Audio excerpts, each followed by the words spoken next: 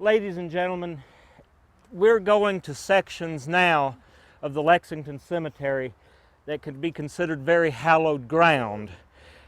This is actually a national cemetery, and there are many Civil War veterans that are buried here, and the casualties of some of them, and you can see around all of these circles and up through here are the tombstones of those men who fought for the Union. And we would be remiss to not say how so many Kentuckians were dedicated to the Union.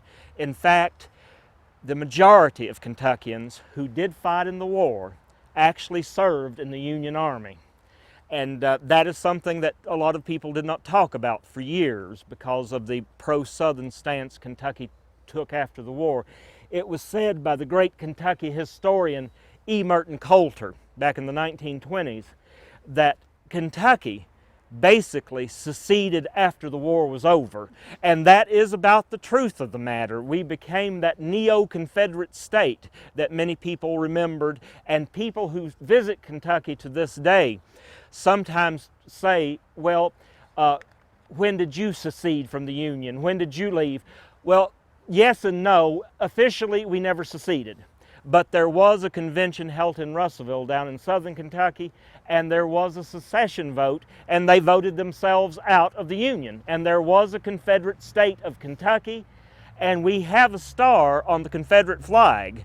And actually, we sent senators and representatives to Richmond in the Congress there.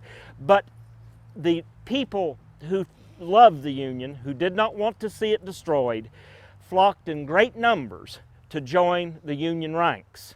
And in fact, Kentucky, to its population, provided a great many Union soldiers. There's one county down in southern Kentucky, I know this because I was born there, right on the Tennessee line, which you would think would have been very pro-Confederate.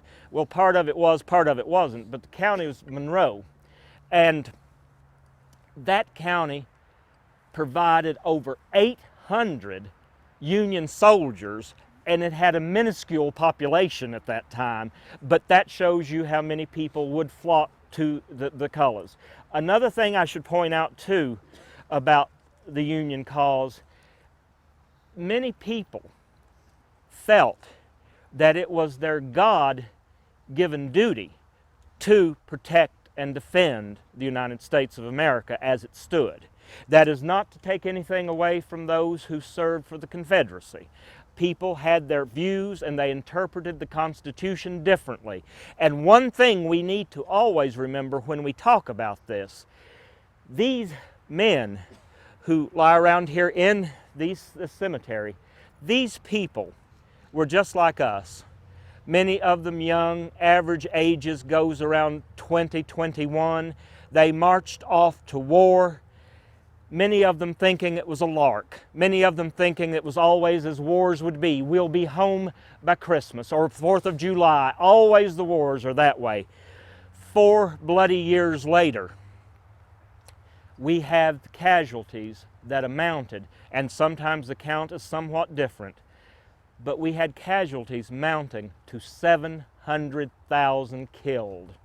If you add our wars all together from the Revolution onward, no such carnage such as that has ever existed. World War I, World War II, minor compared to what we did to ourselves. But those who serve the Union are to be respected for what they gave. And one thing I should point out also, many of the slaves in Kentucky joined the Union Army also. And at Camp Nelson, there was a large encampment there, and the ranks of former slaves in the Federal Army so great that we think only Louisiana, which had many more slaves, had more black Americans in the Union Army than Kentucky did. So this is a very hallowed spot indeed. And Abraham Lincoln, you might point out in a way, was one of the last casualties of the war when he was shot and killed. And it is ironic that the 2 presidents during the Civil War were both Kentuckians. Abraham Lincoln, of course, Jefferson Davis. Each family took a different direction. One went north and to free territory. One went farther south into slave territory. And Davis became also one of the great statesmen of his day, and sometimes we forget that. He was one of the most brilliant Secretary of War we ever had. But here, as we look upon these graves, it is something, then we look up there at that flag flying. Here, so many years later, we are still a united country. And to be quite honest with you, in 1861, we were about as two countries as possible. We had never truly been a United States from the very foundation. We had been, at the beginning, 13 little countries jealous of each other. And then that separation over slavery, over economy, over states' rights, you name it, kept splitting us apart. And without the war, without that purge, I do not know whether the United States would have existed as it does today whatsoever.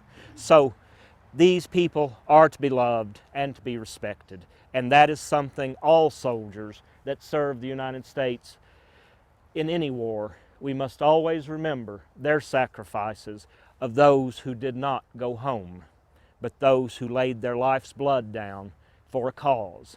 And that, ladies and gentlemen, is something that is so, so great, to be able to fight and to die for what you believe in.